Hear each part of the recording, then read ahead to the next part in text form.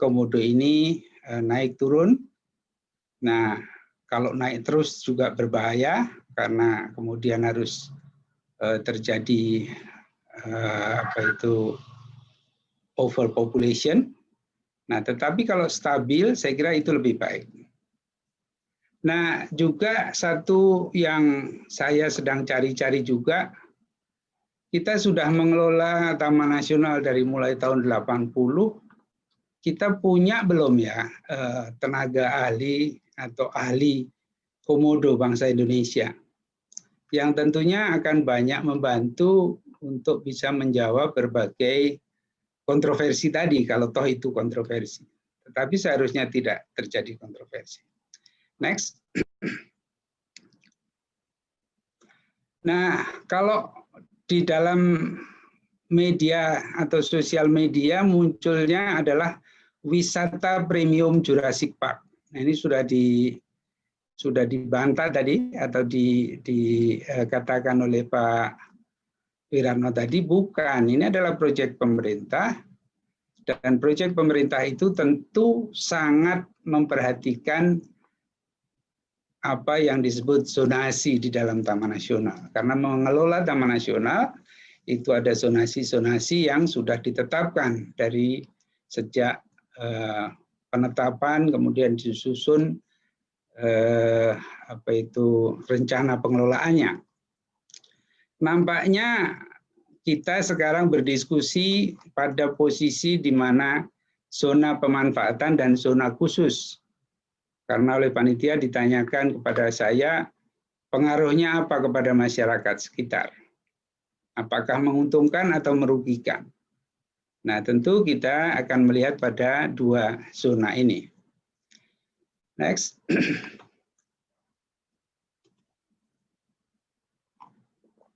Kalau ditanyakan kepada saya dampak yang dirasakan oleh masyarakat, kalau tadi itu adalah sebuah proyek besar, tentu sudah ada kajian AMDAL-nya.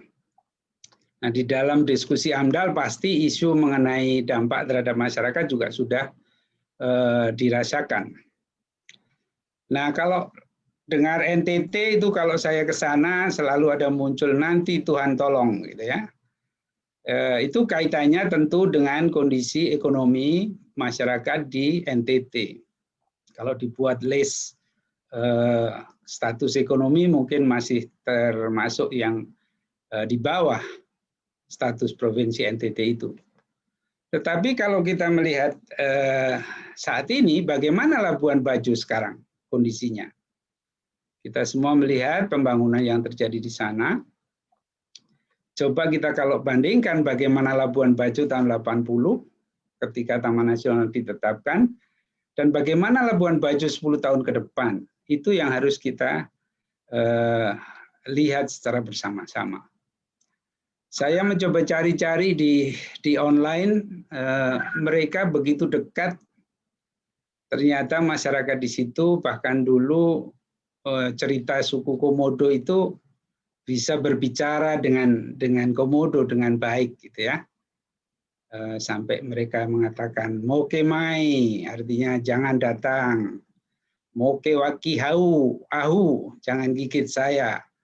Nah, itu di cerita suku itu sendiri. Tetapi kebiasaan itu telah pudar seiring dengan perjalanan waktu dan peradaban. Nah, hal-hal yang semacam ini tentu akan menjadi cerita yang menarik sebenarnya nanti di dalam pengembangan dari kegiatan di Komodo ini. Next. Nah, kalau sekarang dianggap ada konflik, ada kontroversi, saya secara pribadi memang melihat terakhir-terakhir ini ada beberapa pengembangan atau pembangunan taman nasional yang menimbulkan gejolak gitu ya. Nah, yang sekarang kita hadapi adalah istilah Jurassic Park ini. Ternyata istilah itu sendiri tidak tepat gitu ya. Nah, kalau kemudian dipertanyakan apakah perlu proyek ini dibangun, Kalau kita mendengarkan presentasi Pak Wiratno tadi, tentunya perlu karena fasilitas yang ada sekarang ini sudah tidak memadai lagi. Dan kalau kita ingin menjadi world class tourism activity di situ, sekaligus sebagai pendidikan internasional bahwa Taman Nasional Indonesia itu tidak seperti yang kita lihat tahun 80-an, karena Taman Nasional kita juga memang harus dibangun menjadi sebuah taman nasional yang world class gitu. Nah itu terlihat juga misalnya dulu rame ada Teletubbies yang di Bromo yang mengganggu landscape-nya begitu ya. Nah kemudian ada toilet yang ugly posisinya dan bentuknya kira-kira begitu. Nah namun itu lewat begitu saja dan tentu ini jangan terulang menurut saya. Jadi bagaimana memitigasi ketidakpuasan dari masyarakat? Pertama karena kenapa menggunakan istilah yang populer, tetapi sebenarnya tidak mengangkat justru kondisi setempat yang bisa dipopulerkan gitu. Jadi jangan mengambil yang sudah populer untuk membuat lokasi menjadi populer. Itu yang menurut saya harus segera dilakukan mitigasi, jangan sampai berlarut-larut berkembang menjadi tidak produktif. Lanjut. Nah, kesimpulannya adalah tadi saya sudah sampaikan di depan bahwa kita kembali pada pertanyaan pokok yang kita diskusikan pada malam hari ini. Karena kita akan mencoba mengalahkan ignorance kita atau ketidakfahaman kita atau ketidakpedulian kita. Apakah konsep konservasinya saling mendominasi antara perlindungan, pengawetan, dan sustainable use? Artinya apakah sustainable use karena wisatanya yang dikedepankan sehingga lupa dua-duanya? Tidak terjadi keseimbangan dan sinergi di antara ketiganya. Ini yang harus kita diskusikan pada malam hari ini. Kemudian bagaimana mitigasinya oleh pengembang? Nah ternyata kalau pengembangnya pemerintah, ya pemerintah yang harus memberikan penjelasan secara lebih luas. Dan malam ini saya kira sebuah penjelasan yang sangat menarik dari Pak Wiratno tadi.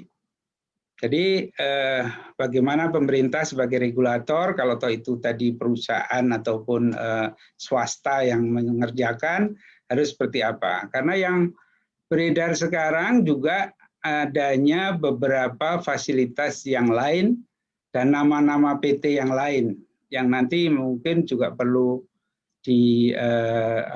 diungkap supaya kita semua menjadi lebih jelas. Karena di wilayah-wilayah yang intensif use zone memang dimungkinkan untuk swasta untuk ikut berperan. Nah, yang beredar sekarang ini kan banyak nama-nama atau PT-PT yang membangun di Taman Nasional ini. Nah, ini kita juga ingin mendengarkan nanti mungkin dari Pak Wiratno sebenarnya seperti apa persisnya. Nah, kemudian kalau ditanyakan dampak bagi masyarakat sekitar, tentu ini kalau sudah ada AMDAL-nya, mestinya sudah terjawab pada saat studi AMDAL. Tapi kalau penjelasan Pak Wiratno tadi mengatakan ini proyek pemerintah yang intinya membangun, mengganti yang sudah tidak layak menjadi world class gitu kira-kira. Itu mungkin dari saya untuk pemantik diskusi kita pada malam hari ini. Terima kasih. Oke, terima kasih Mas Petrus buat pematerinya tadi, yaitu bisa memancing diskusi kita ya di sini. Jadi untuk peserta yang mau menanyakan atau ada yang bimbang itu boleh ditanyakan lewat chat ataupun bisa ditanyakan secara langsung dengan cara raise hand gitu. Jadi nanti di akhir setelah pembicaraan dari mahasiswa nanti baru ada pertanyaan seperti itu. Ya, oke, untuk selanjutnya kita ada Pak Budi, yakni dosen dari Pasca Sarjana Hukum UI. Jadi tempat dan waktunya dipersilahkan. Baik, terima kasih. Bisa terdengar ya Mas ya? Bisa. Baik, selamat malam. Masih pada moderator, Pak Dirjen, Mas Inung, Mas Petrus, dan Malam, Mas. Mas Isa, serta webinar yang saya muliakan. Menarik sekali dan luar biasa tadi presentasi dari dua narasumber sebelumnya, Pak Dirjen dan Mas Petrus. Saya karena latar belakang hukum sedikit memberikan catatan sedikit saja. Lanjut, Mas. Lanjut. Ya, ini sedikit presentasi saya.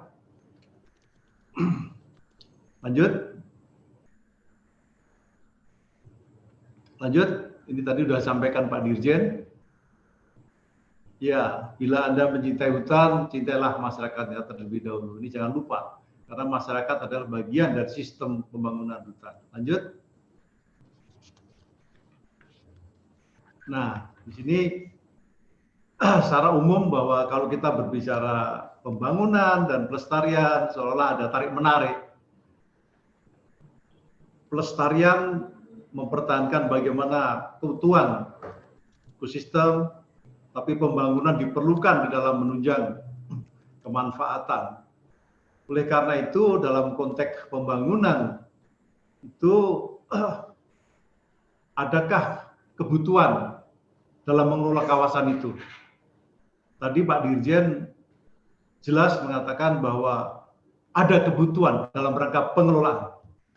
Kalau kita berbicara pengelolaan, berarti ini adalah domain publik, pemerintah. Sedangkan pilihan pihak ada kebutuhan untuk pemanfaatan. Dalam hal ini tentu sektor publik sektor privat yang akan lebih. Apabila ada kebutuhan pengelolaan, tentu harus ada perencanaan. Apakah pembangunan itu sudah ada perencanaan-perencanaan, dan perencanaan yang baik dan benar dan tidak bermasalah secara lingkungan perlu digaji analisis mengenai dampak lingkungan. Apakah kegiatan tersebut dapat menimbulkan dampak negatif atau bahkan dampak positif penting?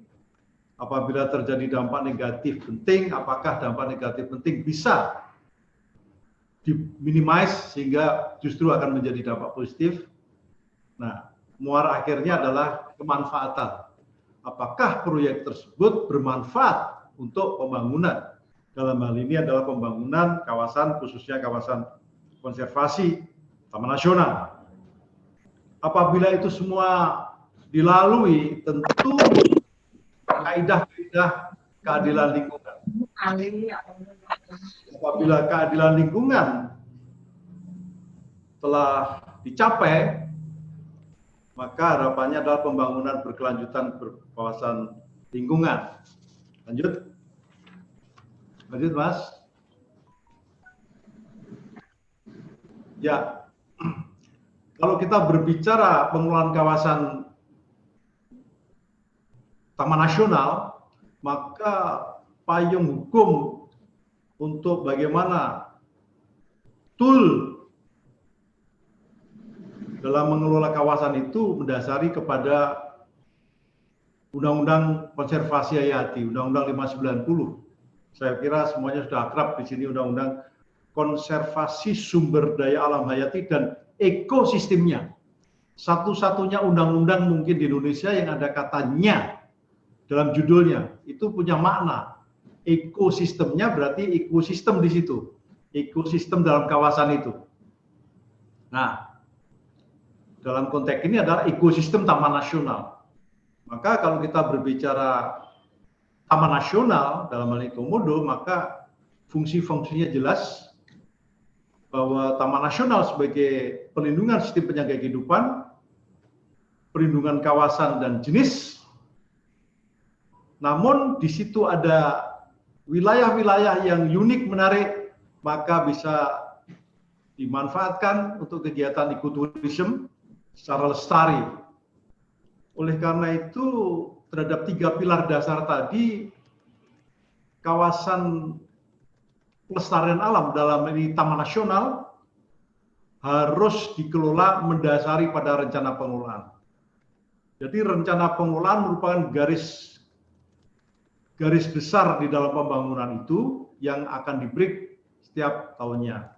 Oleh karena itu setiap perencanaan pengelolaan kawasan harus benar-benar didokumentir di dalam rencana pengelolaan yang merupakan dokumen teknis yuridis.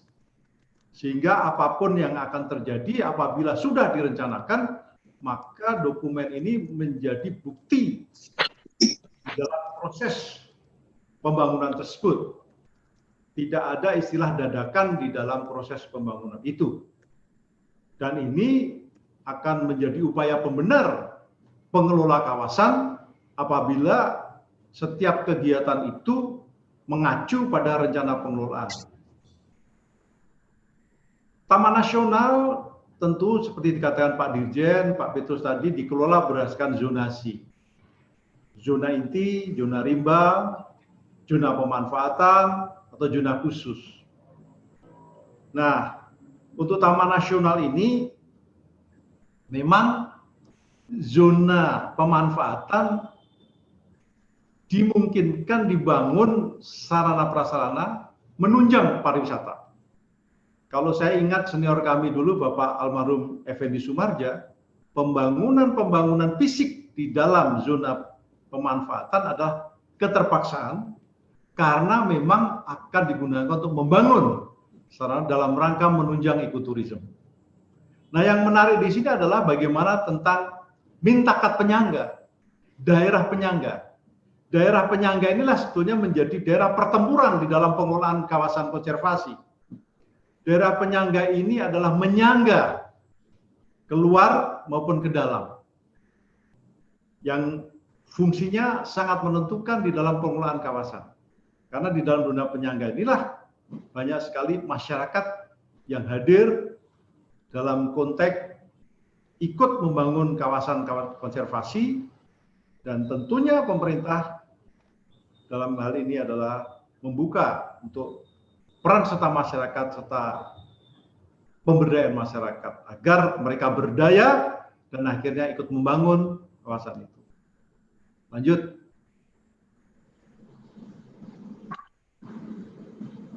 Nah, pertanyaannya sekarang, apa yang sedang dipermasalahkan di media sosial saat ini? Apakah pembangunan itu secara fisik itu dipilah menjadi dua? Pembangunan dalam konteks pengelolaan kawasan atau pembangunan di dalam kegiatan pengusahaan pariwisata alam. Tadi Pak Dirjen mengatakan bahwa ini menunjang dalam rangka pengelolaan. Berarti dalam konteks untuk peran pengelola kawasan, Balai Taman Nasional di dalam mengelola kawasan.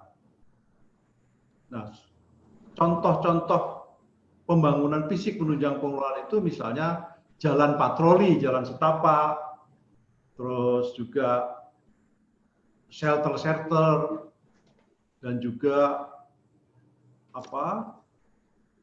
papan-papan pengumuman, dan juga pusat informasi. Namun juga dimungkinkan pembangunan itu untuk menunjang kegiatan pesta alam. Ini adalah kewajiban dari privat. Kewajiban pemegang izin di dalam mengusahakan sarana prasarananya. Dan menurut undang-undangan, maka setiap izin yang diberikan maka maksimal untuk dibangun secara fisik adalah 10%. Dan pengusahaan pariwisata alam bukan mass tourism, tapi pariwisata minat khusus. Oleh karena itu pembangunan harus benar-benar memperhatikan prinsip-prinsip kelestarian lingkungan dan berwawasan budaya setempat. Ini harus menjadi perhatian. Lanjut.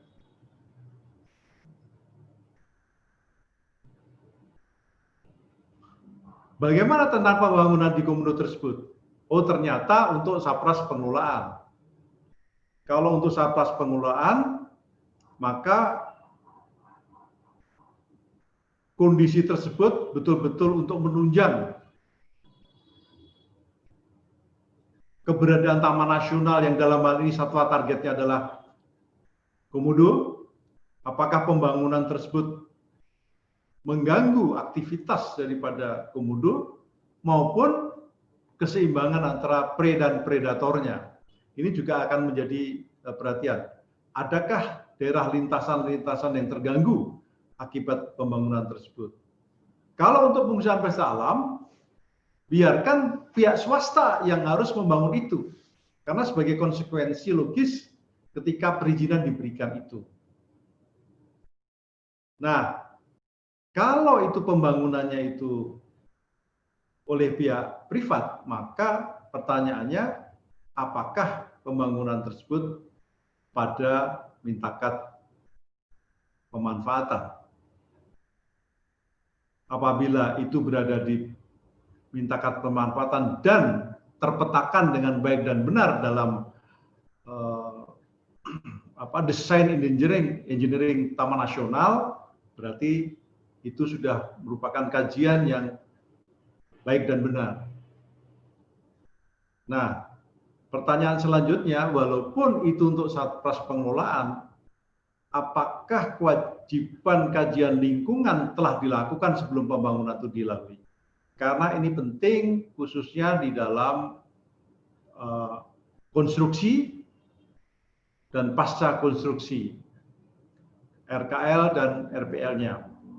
Karena ini akan menjadi dokumen penting apabila terjadi hal-hal yang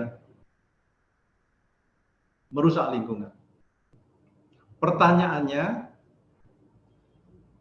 mengingat kawasan konservasi itu adalah kawasan yang mempunyai derajat tinggi dalam konservasinya, dan saya menyebutnya sebagai laboratorium alam atau outdoor laboratorium, maka pembangunan fisik harus seminimal mungkin.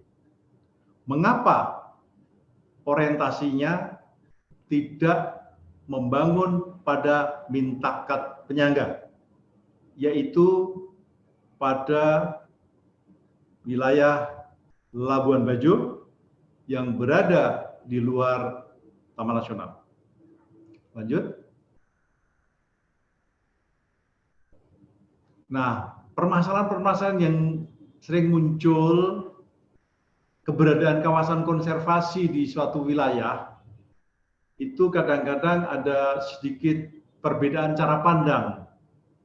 Seolah-olah keberadaan Taman Nasional itu tidak memacu kehadiran PAD misalnya. Jadi dianggap non-profit, padahal kalau kita berbicara Taman Nasional, berarti berbicara tangible dan intangible yang baik secara langsung dan tidak langsung bermanfaat bagi masyarakat. Juga adanya seolah-olah konservasi kawasan itu sesuatu yang kaku pandangannya. Terus juga tidak memberikan kontribusi yang nyata kepada masyarakat. Dan Taman Nasional harus berpikir satu kesatuan sistem. Sedangkan Pemda orientasinya kepada profit oriented, lebih ke nilai ekonomis dari kegiatan kawasan tersebut, dan lebih berpikir pada wilayahnya. Inilah yang perlu untuk dipersatukan persepsi ini. Maka saya tadi menawarkan bahwa buffer zone, mintakat penyangga, itu adalah wilayah kolaborasi yang sangat penting untuk pembangunan di daerah dalam rangka keterlibatan masyarakat, pemerintah daerah dan pusat, dan sekaligus sebagai benteng untuk melindungi kawasan konservasi. Lanjut. Nah, ini juga ilustrasi cara pandang pelaku ekonomi terhadap konservasi. Yang jelas bahwa para pemegang izin pariwisata alam itu selalu menghendaki bahwa apa yang diusahakan itu wilayah itu harus atraktif. Bila perlu kalau diizinkan di kawasan konservasi itu ada lapangan golf. Seperti yang pernah terjadi di Bali dan akhirnya karena kita sangat keberatan, maka tidak mungkin itu dilakukan. Karena ini adalah kawasan khusus, kawasan konservasi. Dan selalu berbicara tentang profit oriented. Sedangkan kalau pandangan konservasionis adalah bahwa pelestarian adalah merupakan jiwa raga konservasi. Karena perlindungan ekosistem, perlindungan kawasan, beserta tumbuhan dan satwa liar yang ada di situ adalah pertaruhan di dalam mempertahankan kawasan itu dalam fungsinya sebagai outdoor laboratorium. Oleh karena itu, perlu ada komunikasi yang baik antara pengelola kawasan konservasi dengan pemegang izin, agar tidak ada permasalahan, termasuk mengintroduksi jenis-jenis dari luar. Itu adalah dilarang menurut Undang-Undang Konservasi Hayati.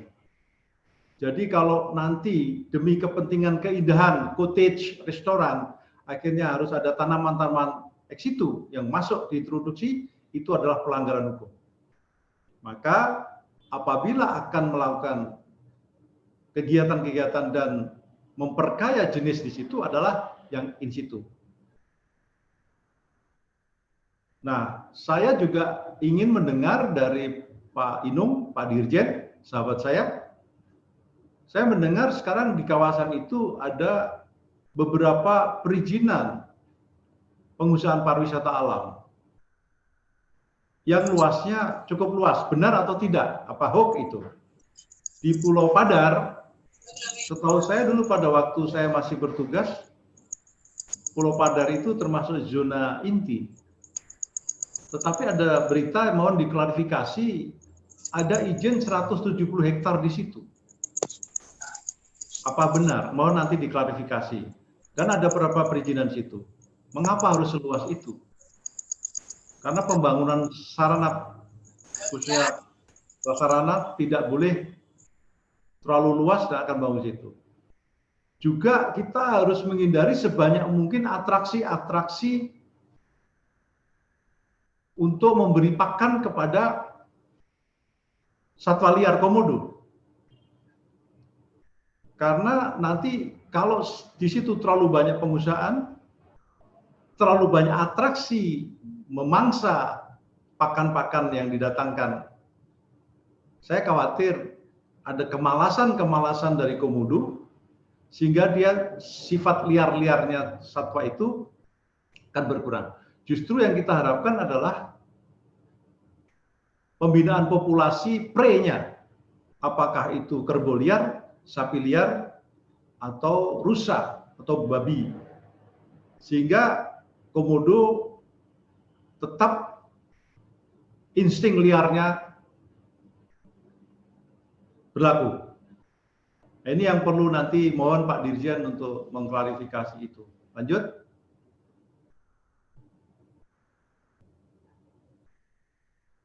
Penutup bahwa kawasan Taman Nasional sebagai kawasan pelestarian alam, keutuhan kawasan tetap harus dijaga sesuai dengan peraturan perundang-undangan berlaku. Pembangunan fisik diperlukan hanya untuk menunjang kegiatan pengelolaan kawasan dan kegiatan menunjang kegiatan pariwisata alam. Saya berpendapat bahwa pembangunan fisik hendaknya diarahkan pada mintakat penyangga Taman Nasional. Di sini multiplier efek kegiatan, khususnya kepada saudara-saudara kita yang ada di sekitar kawasan,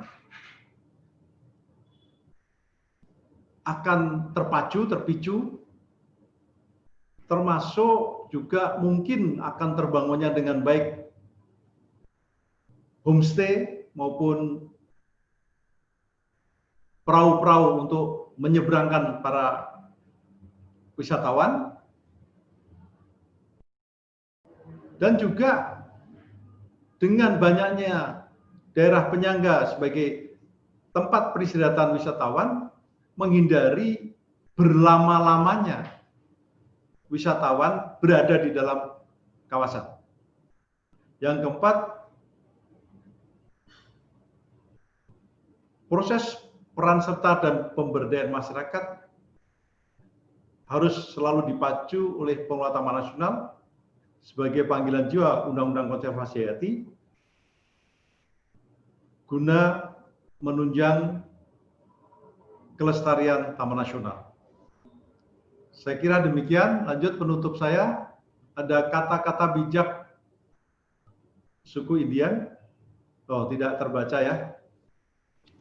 Ini. Baik, kalau gitu lanjut komodonya.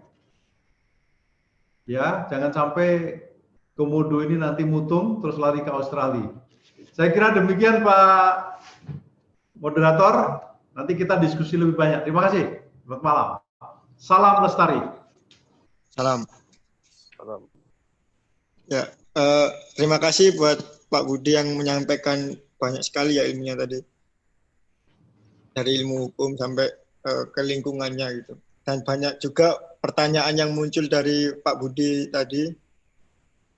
Ya, mungkin yang terakhir ini dari pihak mahasiswa ya. Karena kan mahasiswa yang kita tahu itu juga mereka juga ngomongin Save Komodo atau gimana, terus kemudian ada yang membuat kata-kata untuk diviralkan gitu sehingga banyak masyarakat yang kemakan omongannya yang dari jelek-jeleknya kayak gitu. Mungkin untuk klarifikasi dan pro atau kontranya dari mahasiswa itu bisa dijelasin di pembicara selanjutnya. Ya, monggo Mas Isa untuk waktu dipersilahkan.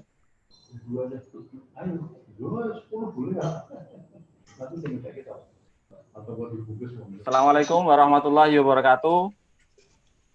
Selamat malam kawan-kawan semua. Selamat malam Bapak Ibu sekalian. Yang saya hormati Bapak Wiratno selaku Dirjen KSDAE, kemudian juga Bapak Petrus dan juga Bapak Budirianto. Baik Bapak sekalian, sebelumnya mohon izin di sini saya bukan ingin untuk menggurui ataupun jadi sok peminter ya dalam bahasa Jawanya. Di sini saya juga bukan untuk menjadi pembicara karena saya rasa level saya masih sangat jauh ya ketika ditunjuk untuk menjadi pembicara. Mungkin di sini saya ingin sebagai salah satu perwakilan aja ya dari kaum milenial terkait tentang pembangunan di Taman Nasional di Pulau Komodo ini. Dan mungkin di sini saya juga nanti tidak akan banyak membahas terkait dengan konsep pembangunannya ataupun konservasi komodonya itu, karena menurut saya juga bukan kapasitas saya dan juga bukan kewajiban saya untuk menjelaskan ataupun berbicara soal itu ya. Tapi pada kesempatan yang berbahagia ini saya ingin berbicara soal bagaimana sih sebenarnya kaum milenial itu memandang soal pembangunan Jurassic Park yang ada di Pulau Komodo. Dan juga sedikit terkait dengan pemikiran kritis dari milenial terkait dengan pembangunan Jurassic Park di Pulau Komodo itu seperti apa. Itu mungkin lebih ke arah situ ya. Lanjut, Mas.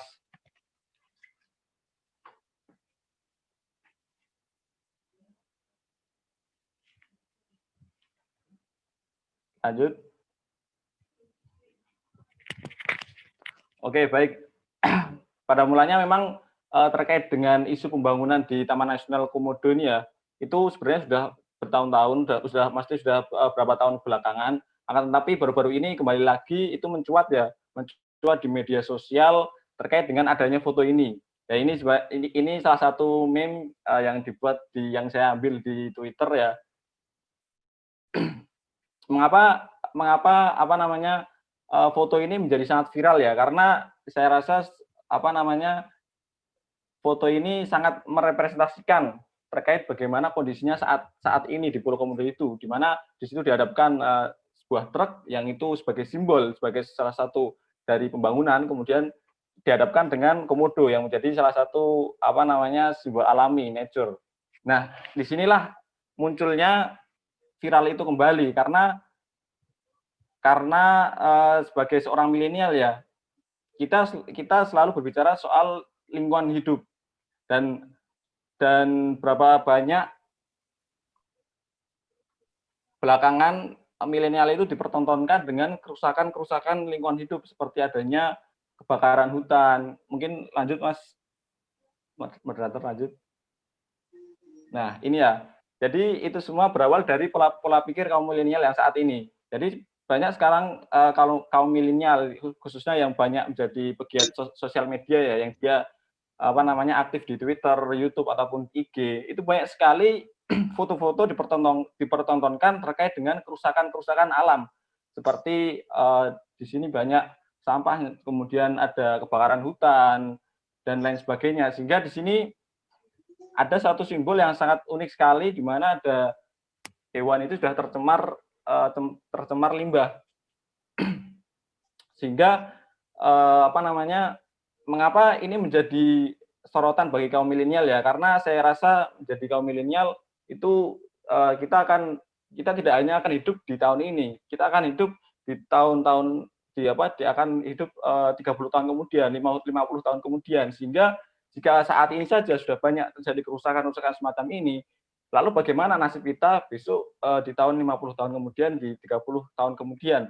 Itulah mengapa kerusakan ataupun kerusakan yang ditampilkan itu menjadi keresahan bersama bagi kaum milenial. Dan tentu ini semua juga dipertontonkan terkait dengan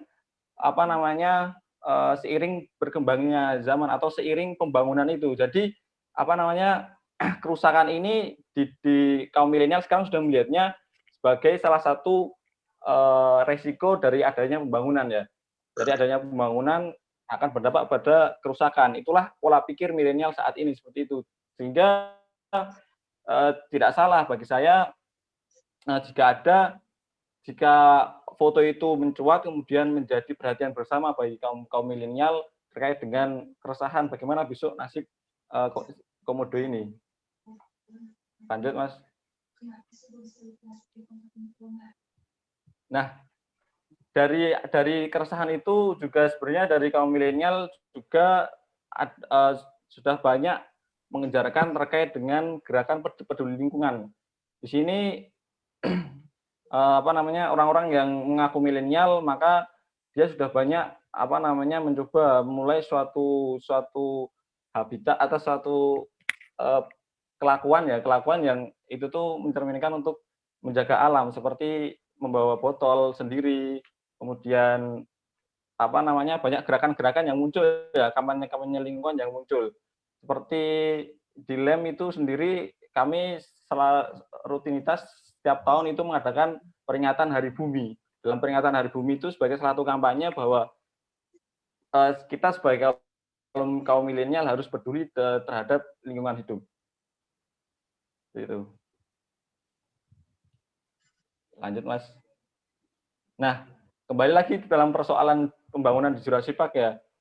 Ini menjadi perhatian bersama bagi kaum milenial karena pada dasarnya kami hanya dipertontonkan seperti itu, dalam artian kami hanya diperlihatkan terkait dengan pembangunan yang tadi foto di truk itu, kemudian komodo itu tentu menjadi keresahan bersama bagi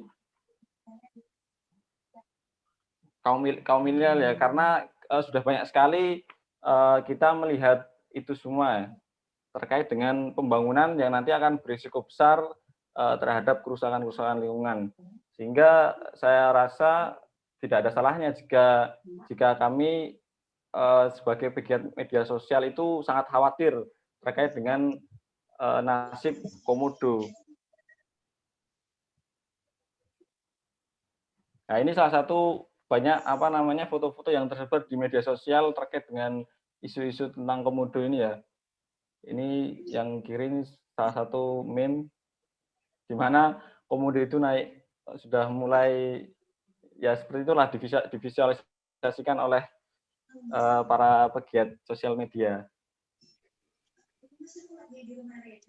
Ini juga salah satu sebagai bentuk. Nah, kemudian ini ya, kemudian kami sebagai seorang milenial yang notabene-nya minim akar kepentingan dan juga mungkin juga minim tentang pengetahuan. Jadi melihat suatu masalah ini sangat sederhana ya. Mungkin Bapak ataupun Ibu sekalian bisa menganggap bahwa sangat lugu sekali ya pemikirannya. Karena memang kami tidak ada kepentingan apa-apa di sini, kemudian kami hanya melihat apa yang ada melalui jejaring sosial media. Dan di sini saya mungkin ada salah satu pikiran kritis dari milenial terkait dengan pembangunan Jurassic Park, yaitu sebenarnya apa urgensi yang mendesak hingga pembangunan Jurassic Park harus segera terrealisasi. Itulah salah satu pemikiran kritis dari milenial terkait dengan pembangunan ini. Sekiranya apa yang mendorong pemerintah itu untuk segera membangun infrastruktur atau membangun Jurassic Park, membangun taman-taman nasional di Jurassic Park itu. Dan sebenarnya juga juga dalam sosial media juga sudah banyak penjelasan oleh pemerintah, baik dari KLHK maupun dari pemerintah Pemprov NTT atau itu ya. Itu saya memberikan sedikit banyaknya ada 6 poin di sini.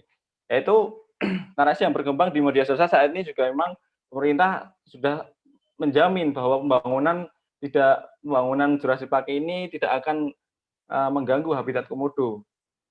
Lalu yang kami pertanyakan adalah apakah selama ini sebelum dibangunnya apakah ada gangguan untuk habitat komodo sehingga harus ada pembangunan untuk agar tidak mengganggu habitat komodo.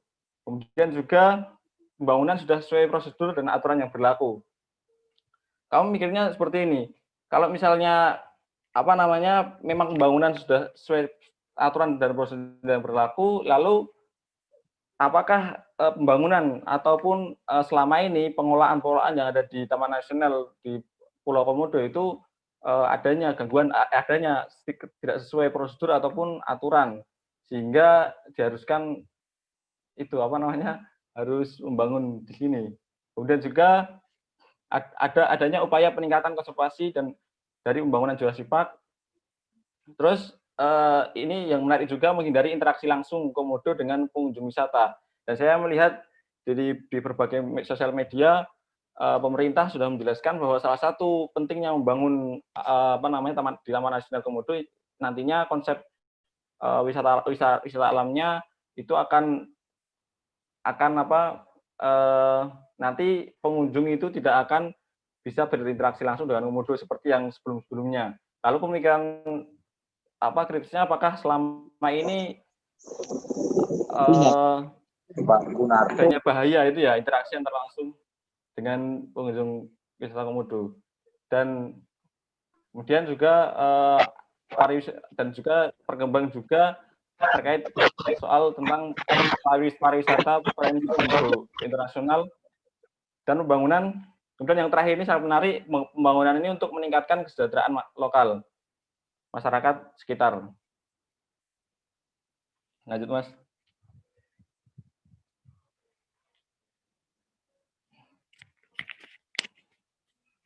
Nah, jika untuk alasan yang terakhir itu urgensinya untuk membangun kesejahteraan masyarakat lokal, lalu mengapa justru penolakan itu datang dari masyarakat lokal itu sendiri? Di sini saya melihat ada dari salah satu channel ya di Forest Documentary, ini adalah salah satu pengakuan dari masyarakat untuk menolak pembangunan itu, untuk menolak betonisasi yang ada di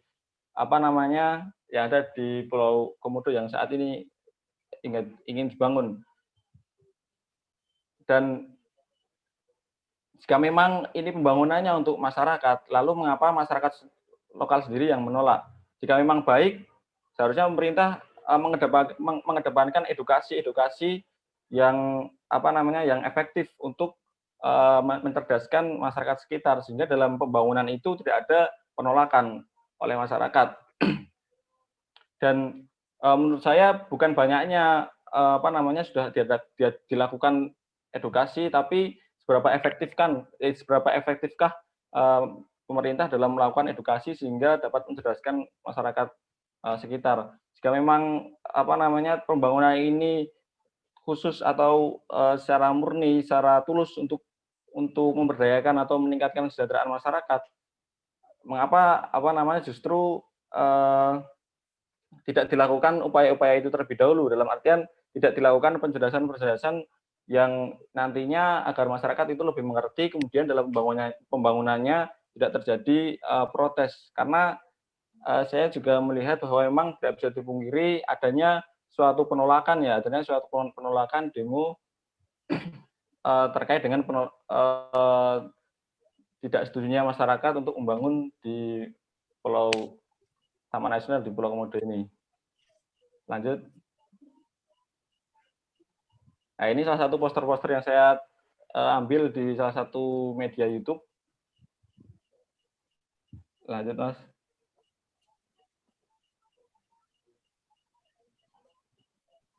Nah, ini salah satu video terkait dengan bukti memang adanya penolakan yang ada di Taman Nasional Pulau Komodo.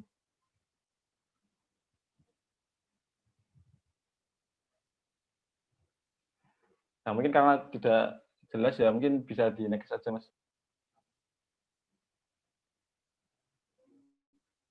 Nah, jika memang masyarakat itu masih melakukan penolakan, terus lalu pemerintah itu dalam artian dalam bahasa Jawanya itu susu untuk membangun, lalu sebenarnya pembangunan ini untuk siapa? Apakah untuk murni pure untuk kepentingan masyarakat sendiri atau untuk para pemodal? Itu mungkin sedikit pandangan dari saya selaku mungkin ya salah satunya bisa representasi dari kaum milenial sendiri. Ya, terima kasih. Kurang lebihnya dari saya, mohon maaf. Jika ada kata-kata yang kurang berkenan juga mohon maaf. Assalamualaikum warahmatullahi wabarakatuh. Waalaikumsalam warahmatullahi wabarakatuh. Ya, terima kasih buat Mas Isa atas penjelasannya ya. Itu tadi kebanyakan gambarnya itu juga mengkritik ya di situ tadi. Dan banyak pertanyaan-pertanyaan yang simpang siur di sini. Mungkin untuk Bapak Wiratno selaku Dirjen KSDAE mungkin mau menyampaikan sesuatu. Baik, bisa ditayangkan Pak Moko. Ini di era digital, di zaman digital, di zaman bukan Jurassic Park, netizen, ya. Saya selalu berpegang pada 4 hal minimal. Yang bawa sendiri kok. Ya, resep anti hoax. Ya, sekali lagi resep anti hoax. Mahasiswa juga tidak boleh kena hoax. Jangan kemana-mana berretorika tapi tidak tahu persis apa yang terjadi. Satu adalah evidence based, fakta lapangan, evidence based. Siapa mau menolak evidence based, pengen tahu, pergilah ke Komodo sana. Ya, 2, experience based. Tadi ditanyakan, apa ada Pak Petrus ekspert Komodo di Indonesia? Ada. Bu Evi dari LIPI itu ahli DNA Komodo. Ya, ada nomor HP-nya saya. Denny dan Ahmad, Komodo Survival Program, bersama staf kami sudah 15 tahun mempunyai data monitoring dan lebih dari 1.200 Komodo sudah diberikan chip. Experience base ini termasuk pengalaman staf saya yang tacit knowledge-nya selama 20 tahun lebih, itu yang harus ditanya. Kamu nanya masyarakat menolak, kita harus bertanya ke Kampung Komodo, Kampung Kerora, Kampung Rinca. Betapa sekarang masyarakat di Kampung Komodo sudah mulai beralih ya kepada ekoturism base. Memang sederhana membuat patung segala macam, itu yang harus kita kembangkan. Lebih lanjut lagi, di Rinca itu naturalis guide dari Kampung Rinca. Scientific base adalah fakta-fakta berdasarkan sains dan boleh disanggah dengan sains sendiri. Kalau ada new science yang bisa menyanggah, silahkan. Jadi bukan diskusinya pokrol bambu nanti ya. Kita tidak. Kita ingin membangun, dan forum yang terhormat ini yang mahasiswa GMNI ini inisiasi, bagus. Ya, saya tidak pernah terprovokasi dengan di media sosial yang seperti itu. Tadi sudah saya sampaikan semua, zona pemanfaatan hanya 0,4% dari total luas daratan di Pulau Komodo. Memang luas, masyarakat tidak bisa membayangkan kalau tidak ada data tentang itu. Tadi sudah kami sampaikan, tolong PPT saya disebarkan seluruh dunia. Ya, ini mahasiswa harus kritis ini. Critical thinking tidak berdasarkan hoax. Saya kasih tahu resep anti hoaxnya. Regulation based, mahasiswa dan semua pihak harus membaca detail.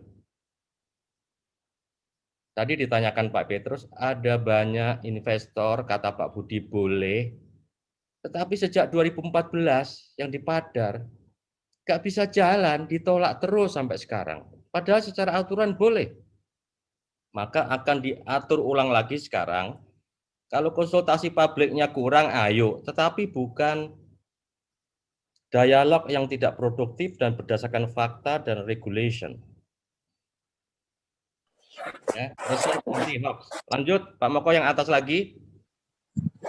Nah, dia juga sebagai cagar biosfer. Di dalam konsep cagar biosfer UNESCO, Taman Nasional 172.000 hektar adalah zona inti cagar biosfer. Pak Budi tadi bilang zona penyangganya harus dikelola. Berarti lingkaran biru muda, hijau muda itu adalah termasuk Baju. Dan transition zone-nya termasuk Bima dan wilayah-wilayah Beliling dan sampai mengarah ke wilayah Manggarai Barat dan mungkin Manggarai Induk di sini. Jadi konsep cagar biosfer UNESCO itu juga bisa kita pakai dalam mengembangkan model kelola taman nasional yang berbasis pada zona inti, zona penyangga, dan zona transition zone. Kalau nggak salah, cagar biosfer ini menggunakan pedoman civil strategy.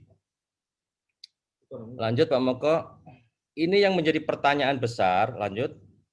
Siapa yang diuntungkan dari, tadi banyak pertanyaan ya, yang diuntungkan dengan adanya Taman Nasional Komodo ini?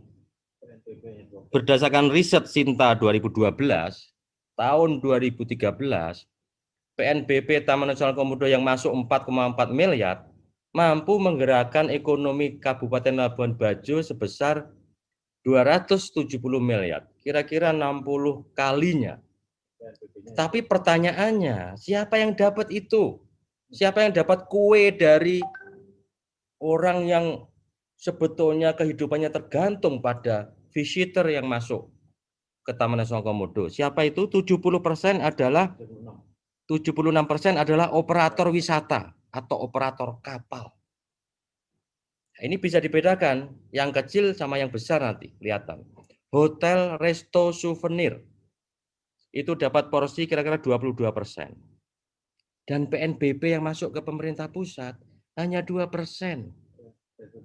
Retribusi daerah Kabupaten Mambar, Manggarai Barat hanya 0,45%.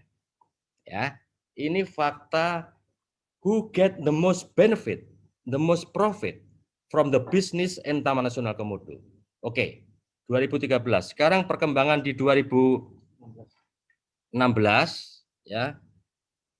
22,8 miliar PNBP. Bapak Ibu tahu kalau di Komodo itu turis mancanegara Rp150.000 dan turis Nusantara hanya Wisnu hanya Rp20.000. Kita juga memberikan undervalue terhadap nature.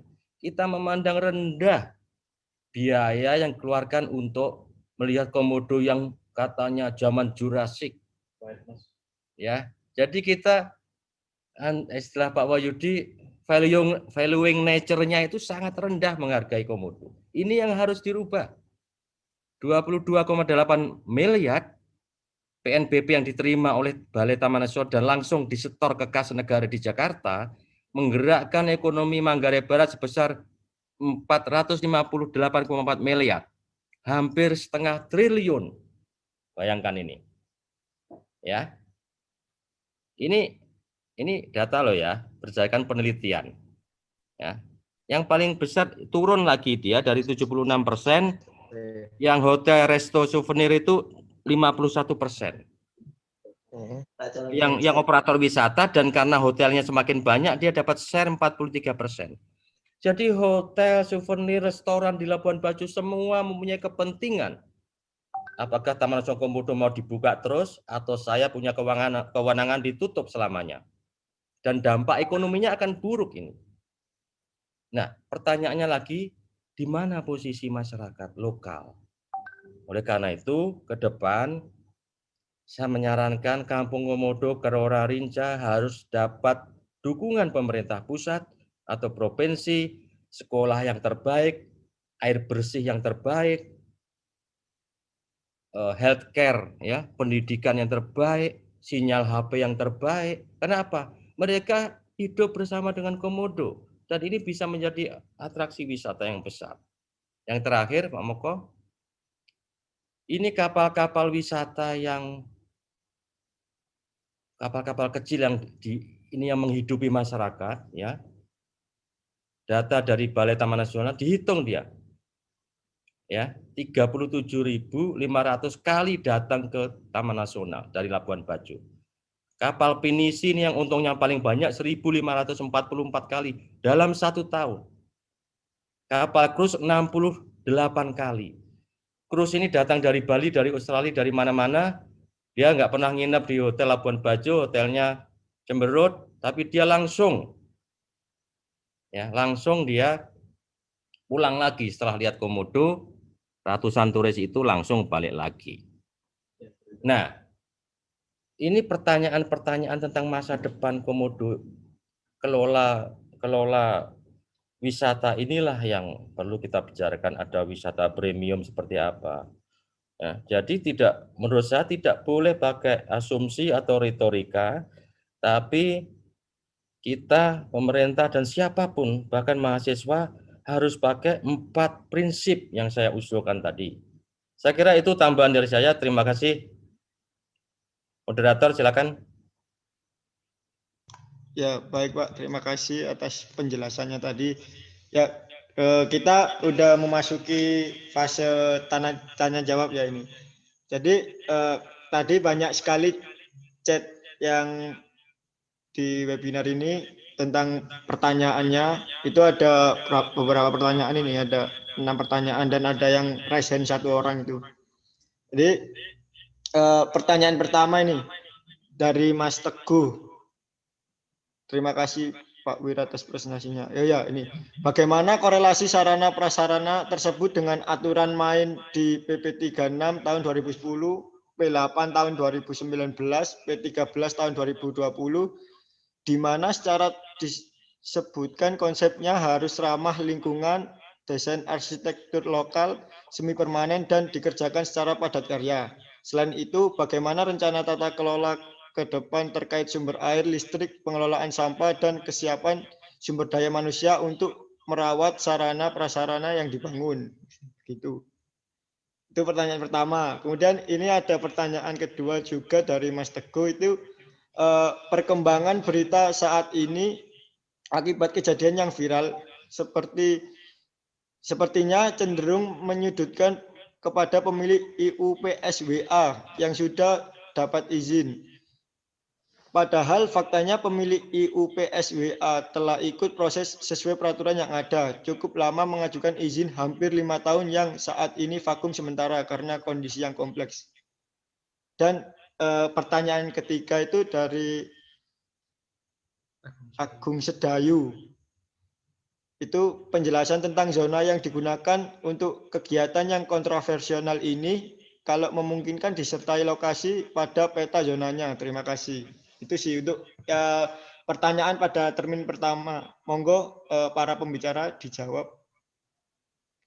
Dari pertanyaan pertama dari Mas Teguh. Untuk Pak Wiratno atau Pak Budi, monggo.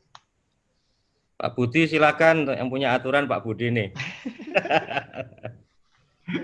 Terima kasih. Terima kasih atas Pak Teguh pertanyaannya. Pertama bahwa Undang-Undang 590 telah ditindaklanjuti dengan beberapa peraturan pemerintah, yaitu tentang kawasan PP 28 dan tentang pengusahaan pariwisata alam PP 36 dan telah diperbaiki lagi dengan beberapa PP. Prinsipnya bahwa di dalam kawasan Suakalam, kawasan Pesalam itu, di kawasan Pesalam alam, khususnya Taman Nasional, pada zona pemanfaatan sangat dimungkinkan dan memang harus dibangun sarana prasarana dalam menunjang kegiatan ekoturisme. Dan juga dimungkinkan untuk dibangun sarana prasarana dalam rangka pengelolaan kawasan. Nah, saya yakin di situ tadi Pak Wiratno sudah menjelaskan bahwa zona yang dibangun itu pada zona pengelolaan. Jadi dalam rangka bagaimana pengelola Balai Taman Nasional memberikan informasi atau memberikan upaya-upaya penyelamatan, keselamatan bagi para pengunjung dengan kegiatan itu. Hanya mungkin tadi belum dijelaskan Pak Dirjen, apakah sudah melalui kajian lingkungan atau belum. Nah, itu yang agar supaya rencana kelola dan pemantauan lingkungannya dapat menjadi acuan di dalam pembangunan maupun pasca pembangunan, konstruksi dan pada saat pengelolaan. Itu terkait dengan perizinan yang sudah diberikan sesuai dengan PP 36, maka setiap izin itu maksimal boleh dibangun adalah 10%. 10% dibangun fisik, namun dilarang memasukkan jenis-jenis dari luar. Jadi kalau memperindah taman yang ada di situ misalnya, maka harus ditanam tanaman-tanaman lokal sehingga tidak bisa atau tidak dapat menyebabkan pencemaran genetik. Saya juga ingin mengatakan begini tadi, sebetulnya saya tambahkan, mengapa saya mengusulkan mintakat penyangga itu menjadi pertempuran untuk mendukung keberadaan Taman Nasional, khususnya dalam rangka pemberdayaan masyarakat sekitar. Salah satunya adalah memproduksikan lahan-lahan masyarakat, misalnya dengan menyediakan kebutuhan-kebutuhan para wisatawan, baik kebutuhan nanti pemegang izin juga, untuk menyediakan kutit-kutit ya di restoran-restoran yang ada. Juga dimungkinkan melakukan penangkaran-penangkaran jenis-jenis prey yang ada di dalam Taman Nasional yang memungkinkan sekarang sudah mulai berkurang akibat mungkin adanya illegal hunting. Maka kalau masyarakat sekitar diberi pembelajaran tentang penangkaran-penangkaran satwa di sekitar situ, di wilayah lahan-lahan diproduktifkan, saya kira ini sesuatu yang bukan main. Jadi keuntungan multiplier efek kegiatan ekoturisme itu betul-betul ada di masyarakat sekitar. Saya kira sementara itu. Terima kasih Pak Mas Moderator. Ya, terima kasih Pak Budi. Mungkin untuk Pak Wiratno ada tambahan atau lanjut pertanyaan kedua, Pak? Sabar dulu satu-satu. Saya gini fokus ya, Dek, Moderator. Satu, untuk rusa sekarang kira-kira masih cukup ya, 2000 ekor rusa yang diinventarisir dan memang ada ancaman dari perburuan dari sape di Bima. Jadi makanya Pak Budi tadi ketika zona penyangganya digarap, kita sekarang sedang menggarap Bima. Walaupun sekarang di Bima sudah ada penangkaran rusa, mereka sukanya itu berburu gitu, nalurinya tuh, pengennya begitu. Karena ada hubungan sejarah antara Kesultanan Bima dengan Komodo. Ya, mungkin teman-teman perlu tahu itu. Kemudian ini bangunan lama, coba kita lihat sama-sama. Lanjut Pak Moko. Di Rinca ini seperti inilah bangunannya ya. Mas Teguh kalau mau mempertahankan ini ya seperti ini kita punya nanti ya. Ini yang komodo sering di bawah di kolong itu, di resto, di dapur tuh baunya menyengat. Ya, jadi nalurinya ke situ aja dia tiduran, walaupun naluri liarnya tetap kalau ada mangsa dia akan, kalau lapar dia kejar itu. Tapi itu sangat tidak profesional. Ngurus komodo World Heritage, cuman komodonya di belakang dapur itu. Ini this is the fact. Saya baru ke sana kemarin dan masih melihat mereka nongkrong di situ. Ada keributan ini segala macam, ini juga tetap aja mereka di situ ya. Mereka berjemur di di tempat terbuka dan ngadem di daerah-daerah yang teduh. Ini Wisma Rangernya.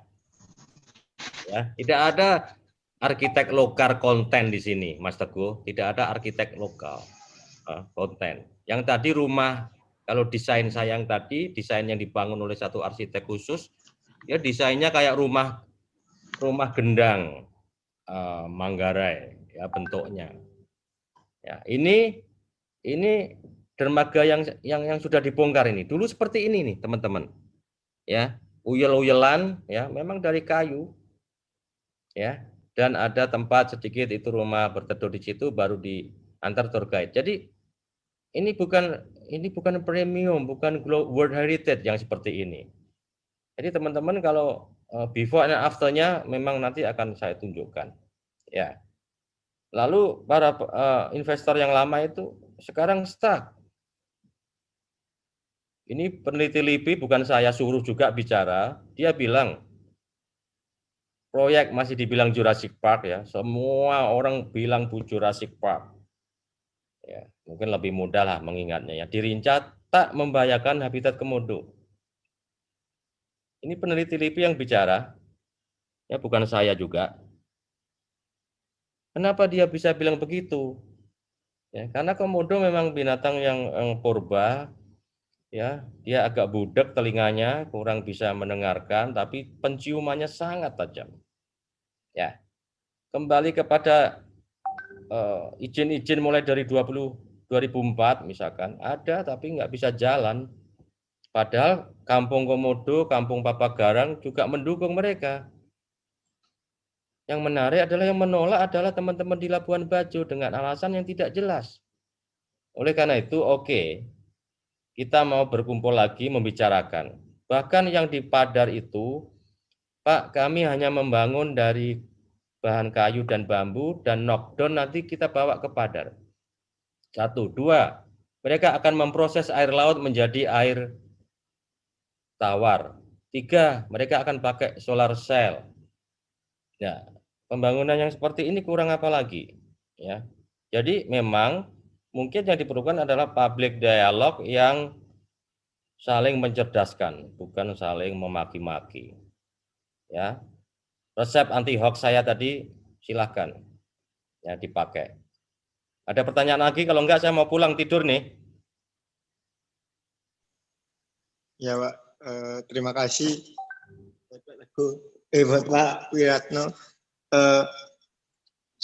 Mungkin pertanyaan kedua ya Pak, ini termin kedua untuk Itu apa itu dari M Muti itu? Pertanyaannya, apakah ini dari swasta atau ini dari Kementerian PUPR untuk mendukung Labuan Bajo sebagai destinasi wisata prioritas. Salah satu destinasi selain Borobudur, Likupang, Mandalika, Toba ya. Jadi ini pembangunan oleh APBN. Jumlahnya sekitar 90 miliar. Semuanya prosedur, UKL, UPL, surat kepada UNESCO semua sudah kita kirimkan. Dari Bu Siviana Putri, bagaimana langkah pemerintah untuk menindaklanjuti efek dari pembangunan fasilitas seperti banyaknya pengunjung dan meluasnya pembangunan penginapan? Pengunjung akan kita kontrol. Tapi kalau pengunjung dikontrol hanya 150.000, sangat murah itu. Dan negara dirugikan dong. Ya, mungkin akan dievaluasi karena tiket masuk ini pakai peraturan pemerintah, sekarang pakai PP 12 yang lama sedang dievaluasi. Tentu ke depan harus pengunjungnya sedikit, antri, tetapi dia dapat keselamatan, safety, kenyamanan, dan kepuasan. Karena ada konten edukasi di visitor center, tadi ada information center.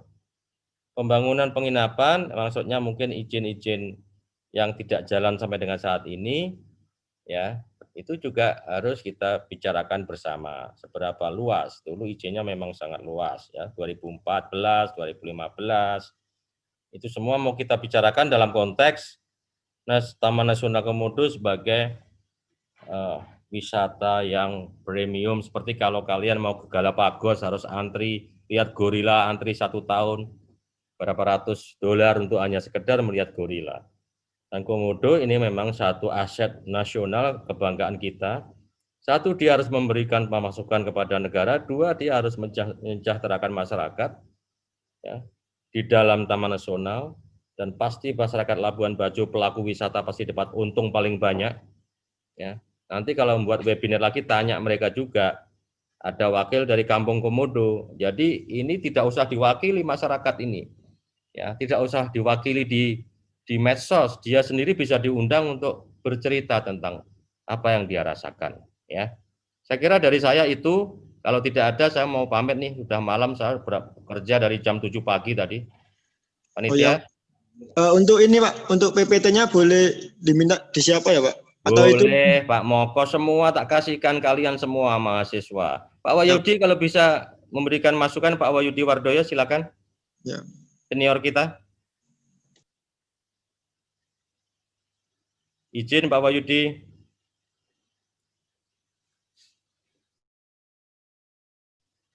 Mungkin beliau sudah ini ya.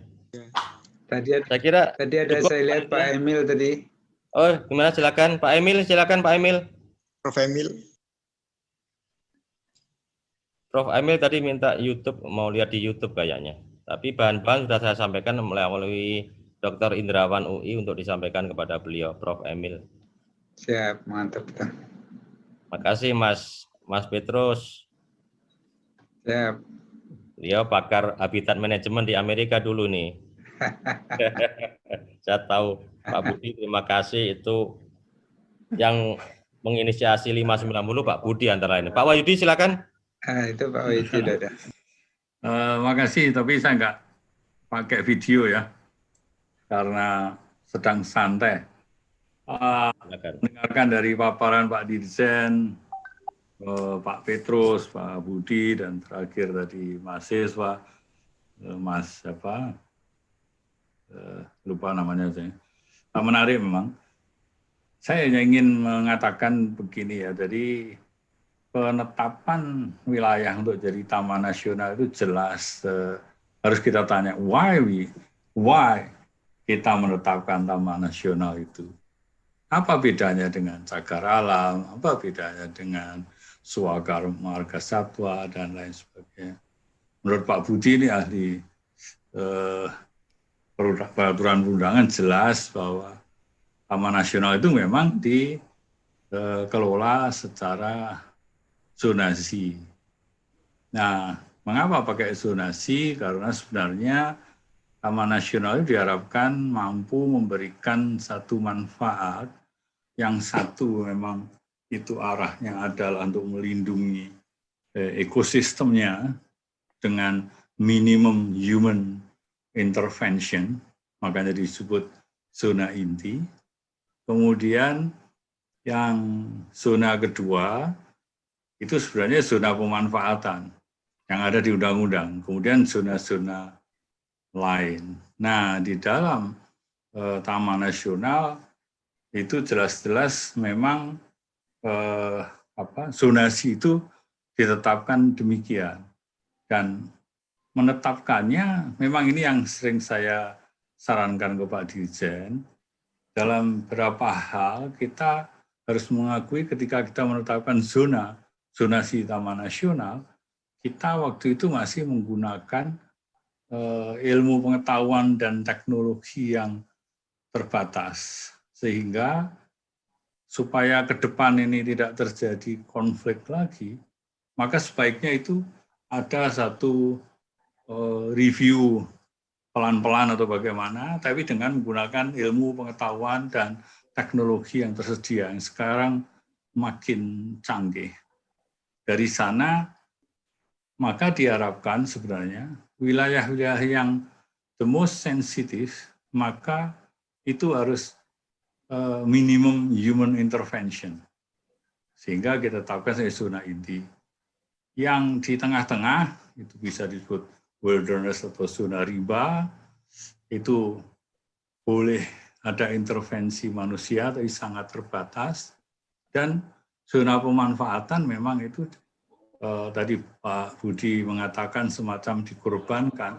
Dalam beberapa hal itu tidak salah, itu sering kita dengar dulu dari pernyataan Pak almarhum Effendi Sumarja. Jadi saya pikir kalau kita bicara Taman Nasional harus seperti itu. Jadi kalau ada rancangan-rancangan untuk merubah zona rimba Taman Nasional untuk dibongkar menjadi tambang batu bara, itu salah besar. Dan pernah terjadi rancangan itu di Taman Nasional Kutai. Karena saya sendiri yang ikut memperjuangkan bahwa rencana itu salah. Karena saya harus memperjuangkan di depan pakar-pakar IUCN waktu itu. Alhamdulillah bisa dipertahankan, tidak terjadi pembongkaran Taman Nasional Kutai dengan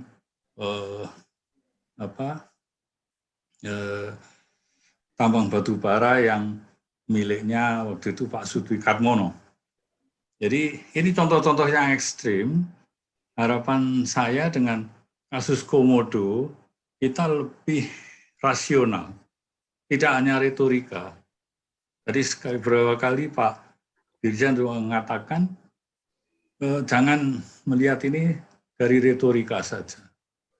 Jadi di mana itu? Ya, mari kita lihat apakah zona-zona itu memang sudah tepat, apa tidak.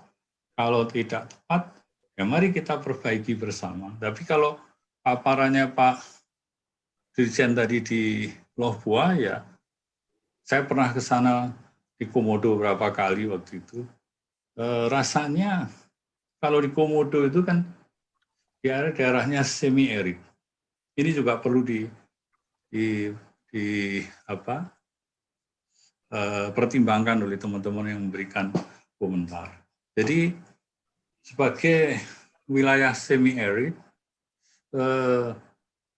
tentu derajat sensitivitasnya lebih rendah ketimbang kalau kita bicara di tropical rainforest di misalnya di Jawa Barat atau di Sumatera atau di Borneo atau di Kalimantan. Nah, dengan di Komodo ini jumlah jenis dalam satu ekosistem pasti lebih rendah ketimbang kalau ada di tropical rainforest. Itu yang harus kita sepakati. Nah, kemudian hanya di Komodo ini ada spesies endemik yang sangat-sangat unik. Oleh karena itu yang harus menjadi perhatian kita.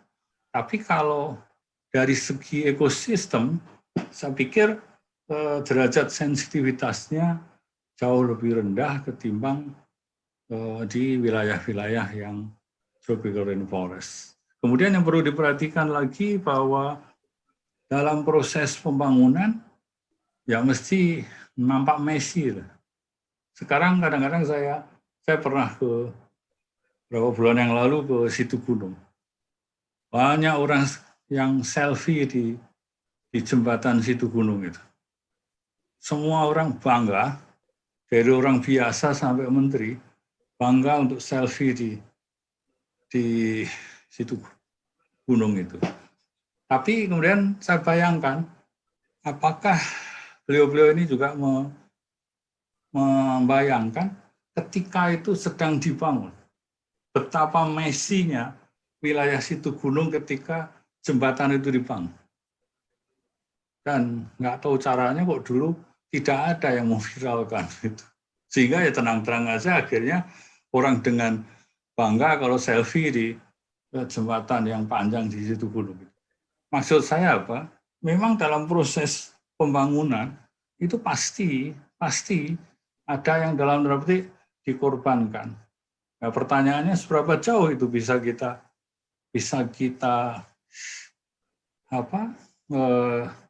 kendalikan. Itu saya pikir yang prinsip dasar pemikirannya harus seperti itu supaya kita berpikir secara rasional tidak sekedar retorika saja, kita bergantung pada hoax yang ada di medsos. Itu saya pikir ini kita harus cerdas dalam melihat semuanya. Terima kasih. Ya, sama-sama Mas Wahyudi. Kemudian mungkin untuk Prof. Emil mau menyampaikan sesuatu, waktu dipersilahkan. Boleh saya bicara? Begini saudara sekalian ya, ada dua hal yang penting kita perhatikan. Sejarah lahirnya Komodo Park adalah berdasarkan sayembara 2018 yang menetapkan 10 destinasi pariwisata. Komodo Park adalah salah satu dari 10 dan ada sayembara yang melahirkan desain dari saudara Yuri Antar yang menghasilkan gambar, menghasilkan produk seperti yang tadi dikemukakan. Versi dari desain itu adalah berorientasi pada wisatawan. Harus diingat ini. Jadi daerah Komodo menjadi destinasi pariwisata dan pariwisata itulah yang menjadi rajanya. Yang menjadi pertanyaan dua hal. Pertama, bagaimana peranan, posisi, nasib dari penduduk lokal, penduduk setempat.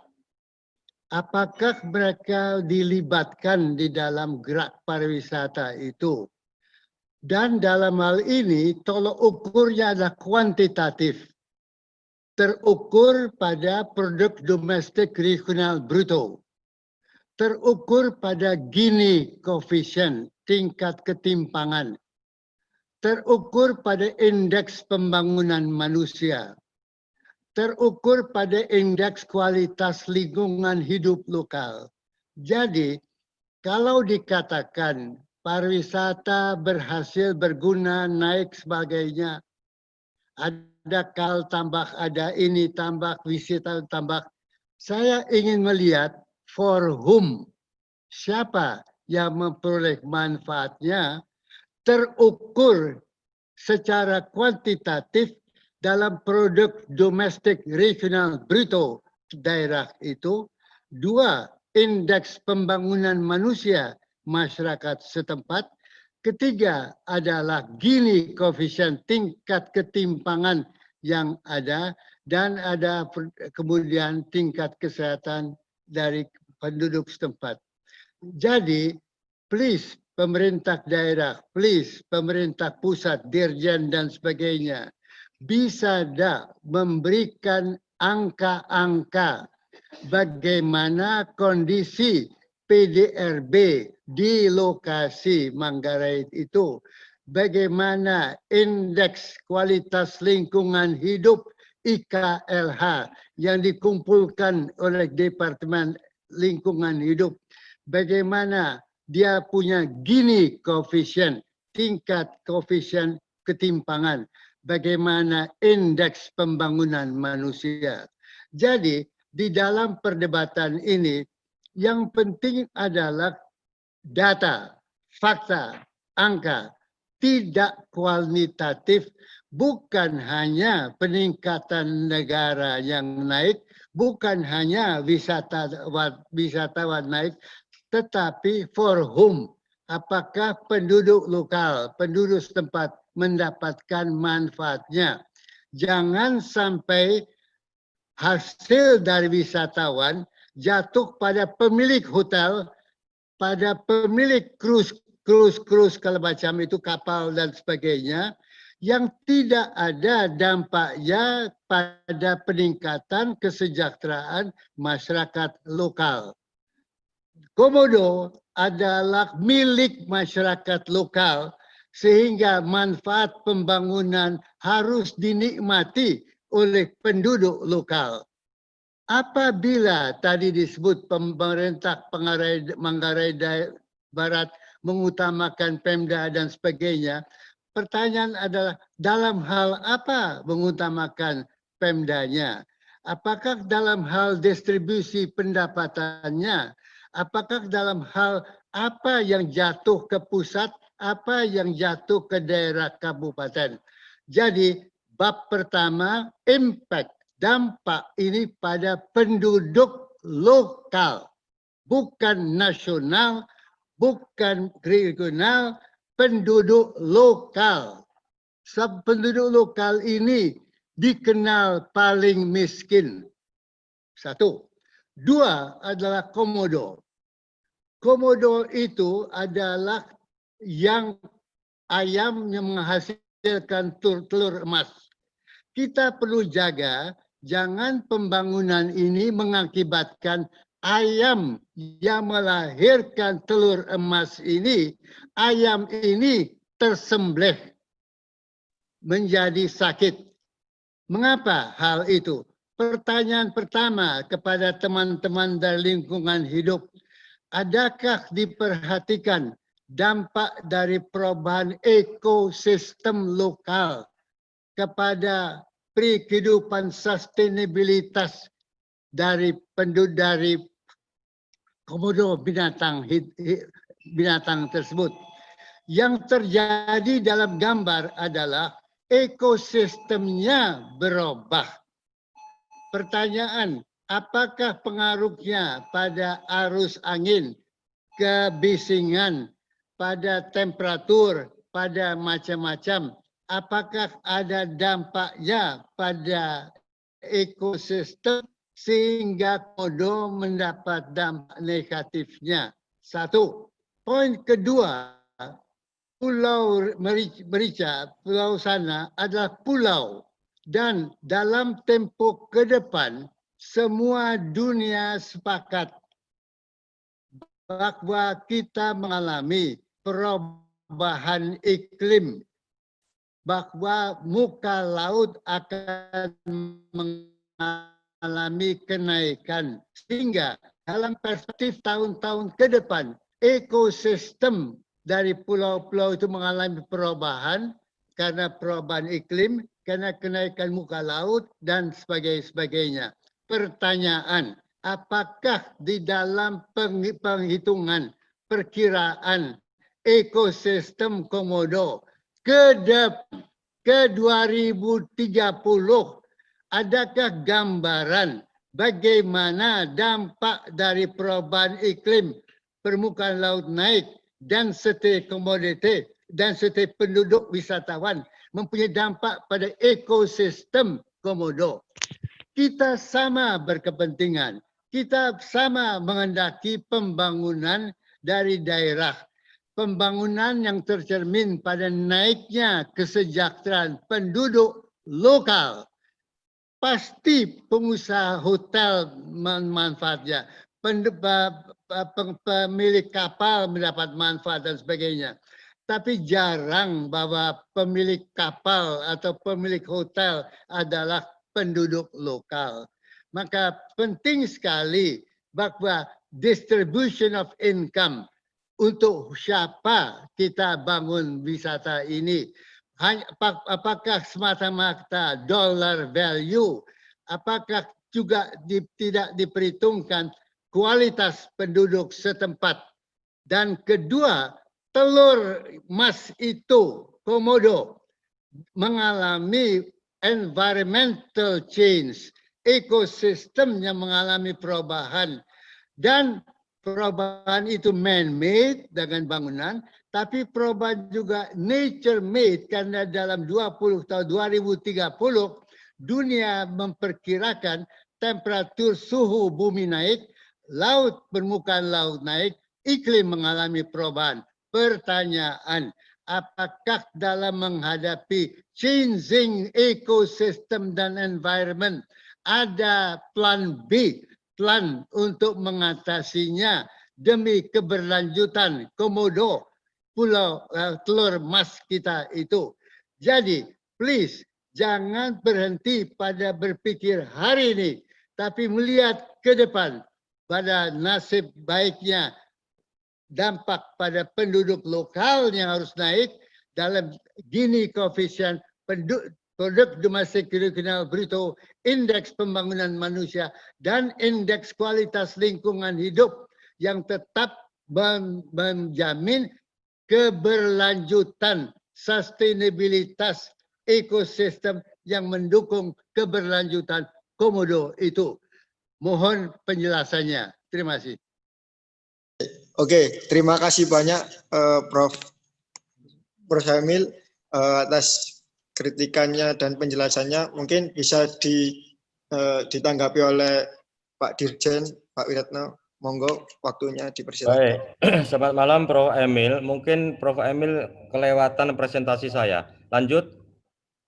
Kawasan yang dibangun ini luasnya 1,3 Ada hektar. catatan Pak, pada catatan. Hari Ya, ini saya baik. baca surat Luas zona pemanfaatan 0,4%, Prof.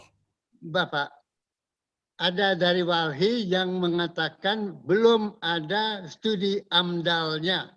Sudah Bapak, ini karena World Heritage kita kirimkan.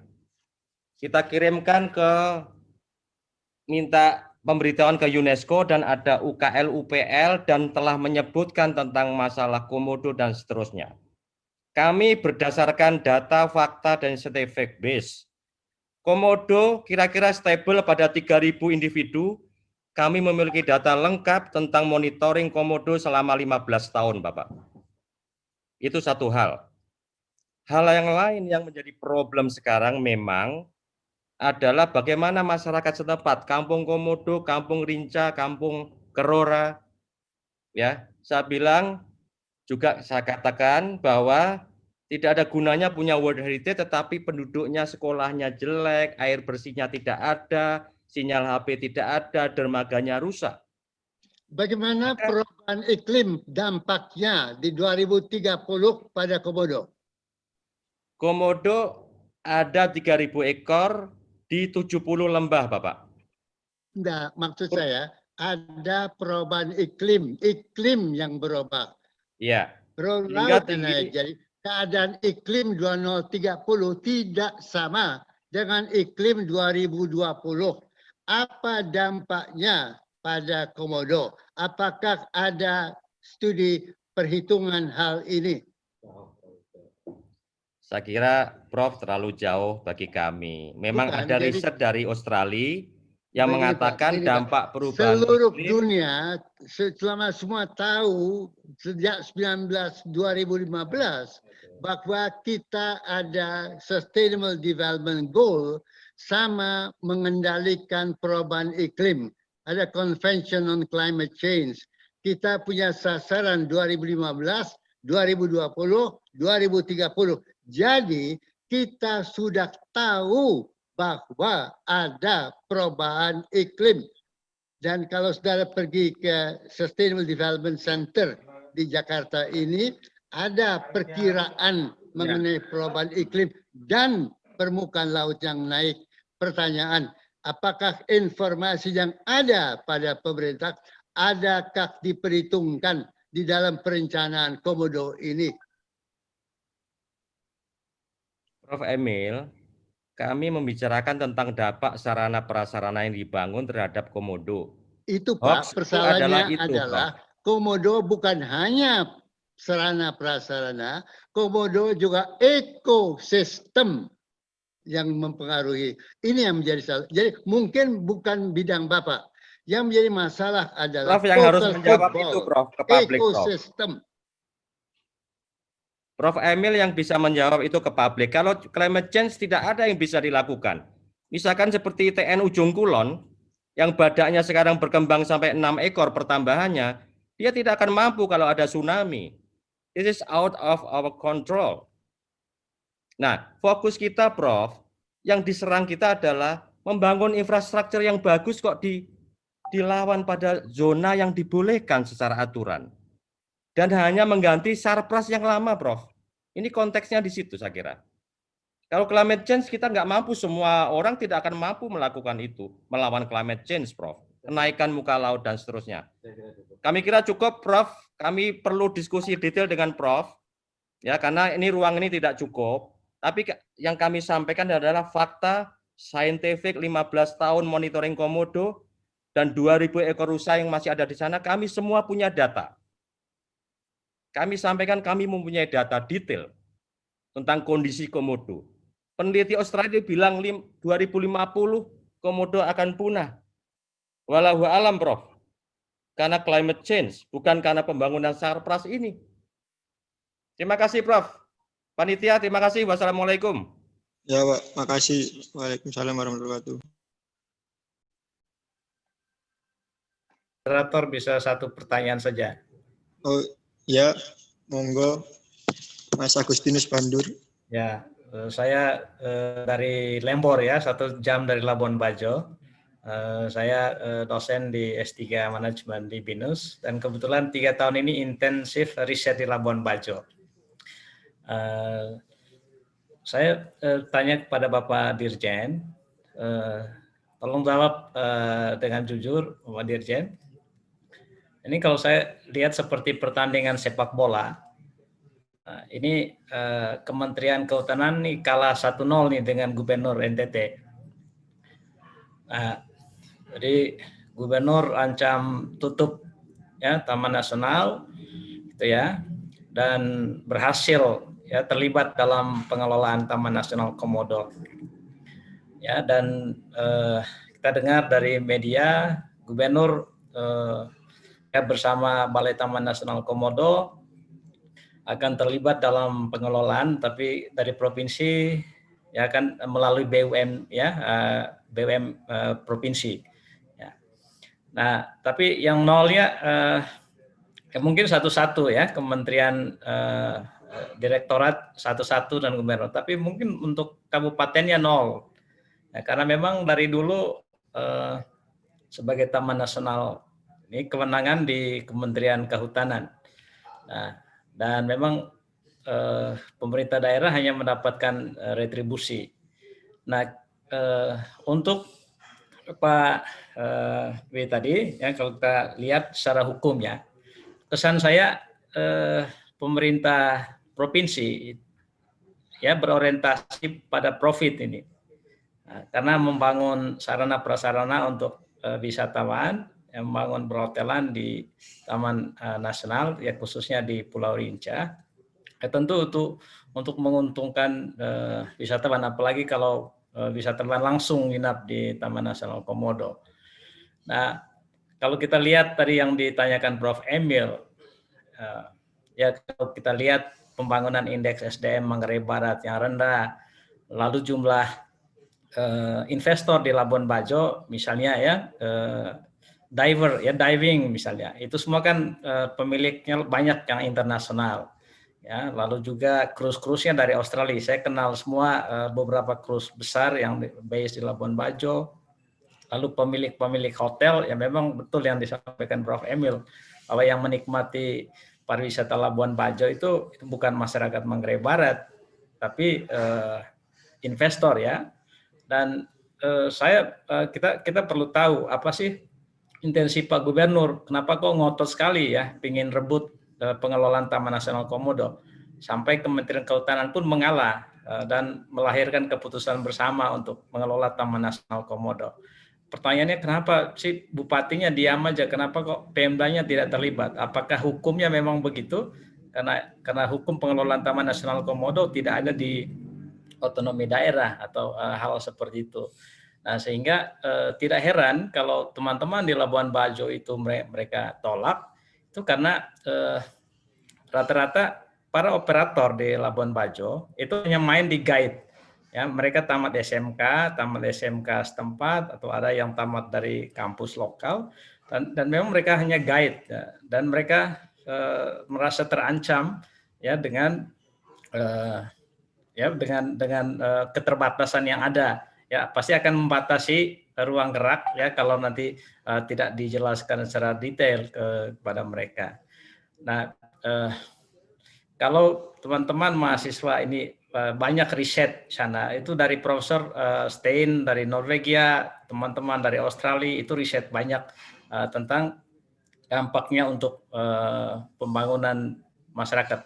Tapi kita harus akui yang disampaikan oleh Bapak Dirjen bahwa pulau ya Taman Nasional Komodo ini menggerakkan ekonomi ya untuk terutama untuk operator.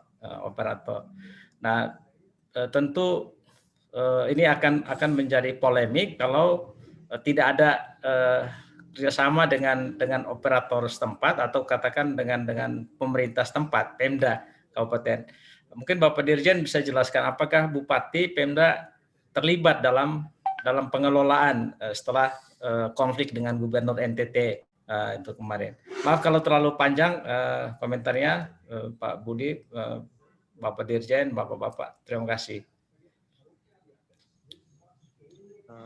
Ya, terima kasih Mas Agustinus Bandur atas pertanyaannya.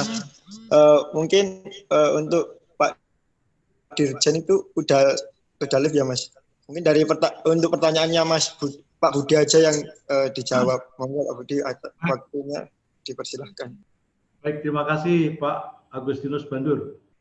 Jadi seperti apa yang saya sampaikan tadi, bahwa memang menurut perundang-undangan berlaku, khusus kawasan konservasi ini pengelolaannya oleh pusat dengan banyak pertimbangan. Salah satunya adalah pengelolaan kawasan konservasi memerlukan biaya yang besar dan juga lintas provinsi biasanya. Nah, tadi saya sampaikan bahwa di mana titik pembagian tugas, ada pemilihan tugas yang baik sebenarnya, yaitu antara Taman Nasional dan buffer zone.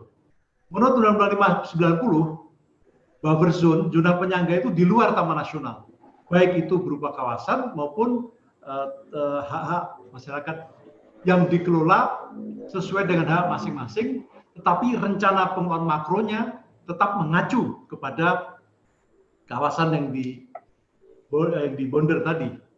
Nah, oleh karena itu harapan saya besar sekali terhadap pembangunan di zona atau mintakat penyangga ini, khususnya untuk masyarakat-masyarakat sekitar kawasan. Nah, oleh karena itu dengan adanya lahirnya Undang-Undang Cipta Kerja ini, harapan kita juga bagaimana dengan mengkoordinasi masyarakat kita itu dalam bentuk koperasi-koperasi misalnya. Misalnya dengan mengantar para wisatawan dari satu pulau ke pulau lain, Pulau Padar, Pulau Rinca, atau ke Pulau Komodo misalnya, atau dengan kegiatan-kegiatan penangkaran di dalam rangka memasok prey daripada predator satwa ataupun kegiatan-kegiatan lain penunjang pariwisata, termasuk budaya masyarakat lokal. Jadi disinilah ada pemilahan tugas antara pemerintah daerah, sehingga pemerintah daerah kita harapkan bersama lebih membangun sistem di dalam daerah penyangga ini. Nah, kalau itu bisa terjadi luar biasa.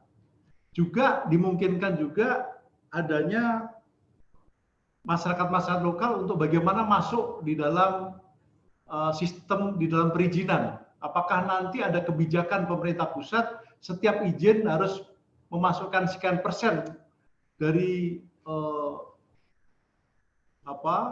saham untuk masyarakat lokal misalnya. Nah ini. Namun satu hal Pak Agustinus Bandur ya, terkait dengan kebijakan menutup Taman Nasional yang oleh pemerintah daerah, menurut saya itu adalah tidak sejalan dengan kebijakan, tidak sejalan dengan perundangan. Karena menurut undang-undang, khususnya PP 28, bahwa menutup kawasan konservasi dimungkinkan hanya kalau terjadi hal-hal karena bencana alam atau bahaya-bahaya mengancam wisatawan maupun pengelola. Jadi karena ada gejala-gejala alam sehingga harus dilakukan penutupan. Contoh konkret misalnya Gunung Bromo, Taman Nasional Bromo sedang batuk-batuk mengeluarkan lahan dan gas beracun, maka stop Taman Nasional, ditutup untuk pengunjung. Demikian pula di Taman Nasional Gunung Merapi sedang banjir lahar dingin dan seterusnya, ditutup. Tapi kalau tidak ada alasan-alasan seperti itu, siapapun pemerintahnya, baik itu daerah maupun pusat, dilarang untuk menutup itu. Itu namanya onreh mata farisdah, perbuatan melawan hukum oleh penguasa. Demikian Pak, terima kasih.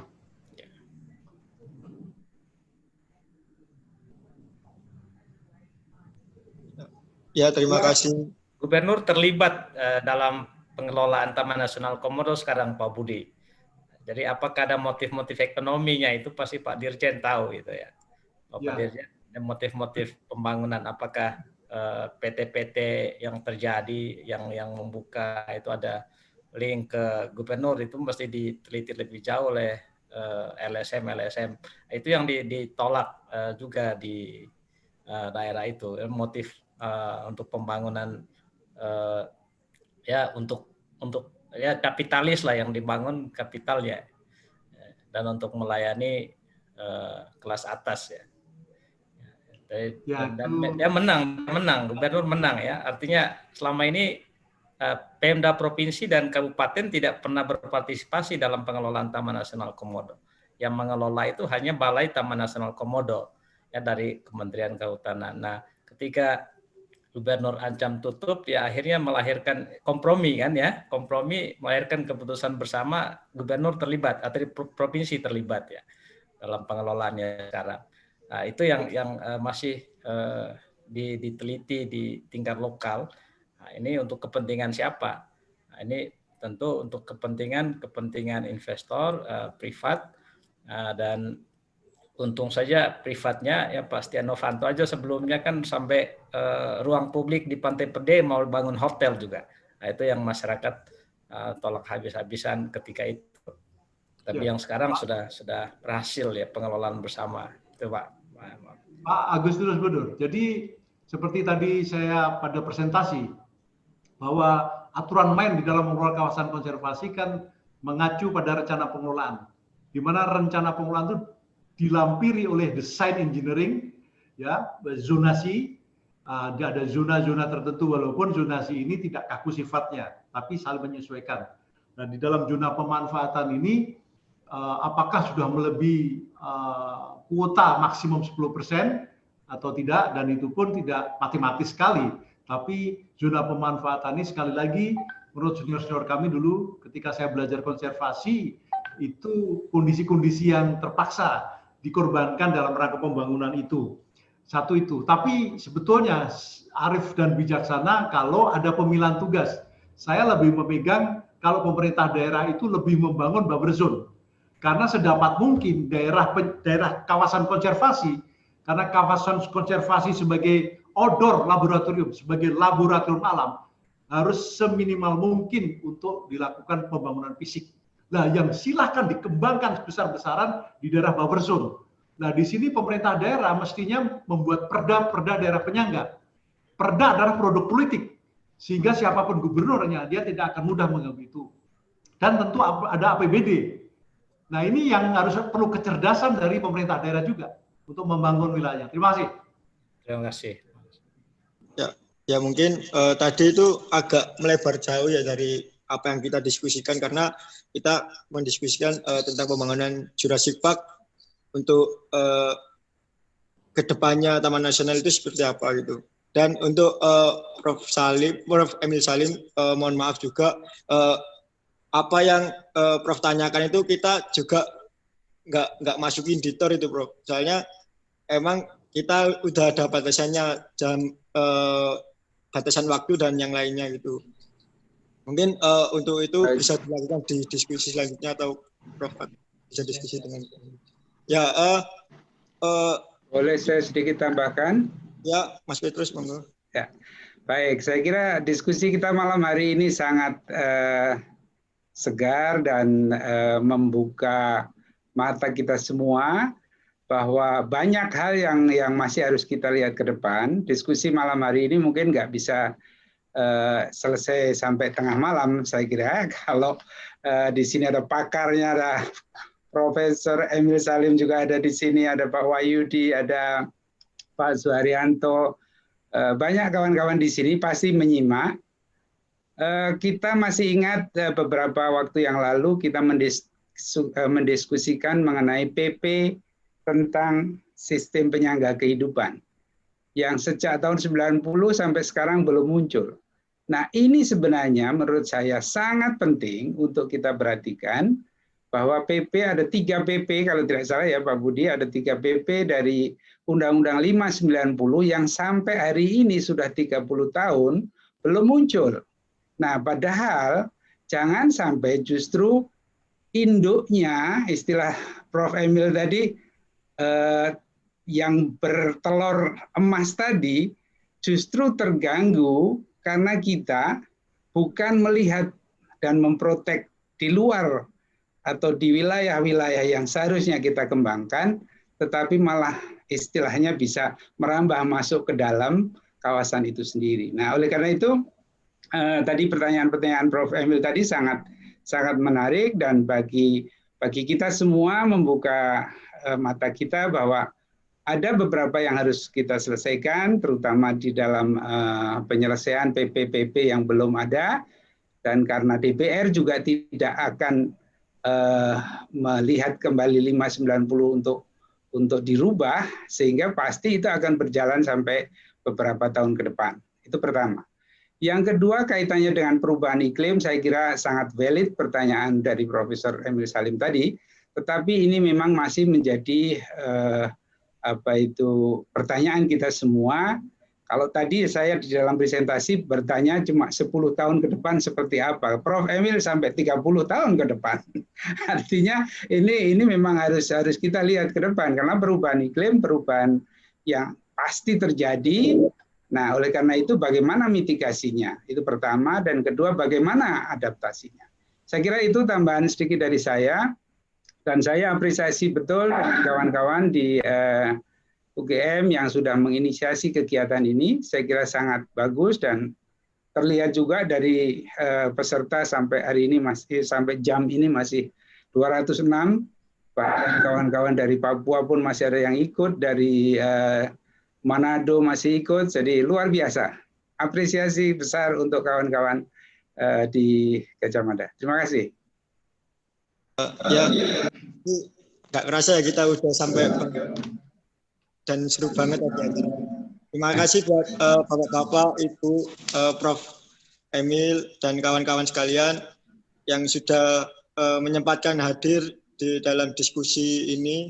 Ya, jadi dari diskusi malam ini sangat hidup dan sesuai dengan target yang kita inginkan, malah melebihi apa yang kita inginkan gitu. Jadi dari ini saya ingin menarik kesimpulan yang kesimpulan sih tentang rencana pembangunan Jurassic di Taman Nasional Komodo beserta urgensinya. Untuk menutup diskusi malam ini, maka saya mengambil kesimpulan bahwa masyarakat harus lebih bijak dalam mengonsumsi berita yang beredar di sosial media dan ikut serta dalam mencermati kajian dan perkembangan pembangunan disesuaikan dengan fakta yang ada di masyarakat. Pembangunan disesuaikan sehingga berbagai sektor yang terlibat tidak menimbulkan kerusakan dan merugikan masyarakat. Untuk lebih jelas mengenai intisari dari diskusi ini dapat diakses melalui notulensi yang akan kami hadirkan, yakni GMNI Kehutanan. Jadi nanti teman-teman monggo di follow GMNI Kehutanan, nanti kita akan hadirkan notulensinya di situ. Ya, terima kasih buat malam ini. Sekian dari saya. Wassalamualaikum warahmatullahi wabarakatuh. Merdeka! Merdeka! Terima kasih. Merdeka. Terima kasih, bagus diskusinya, bagus. Terima kasih.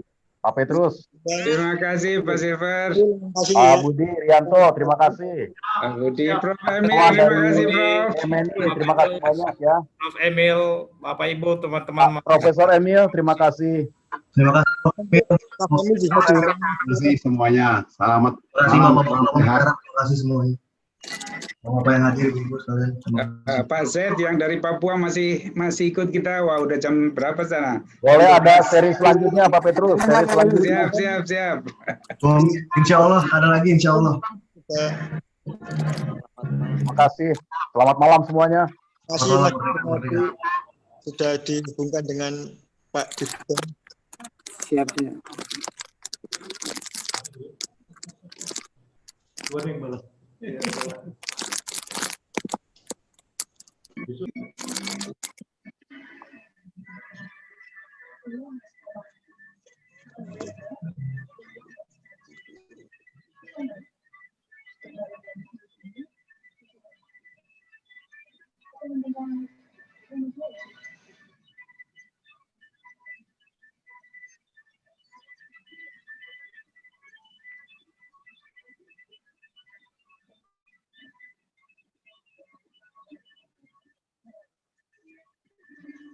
itu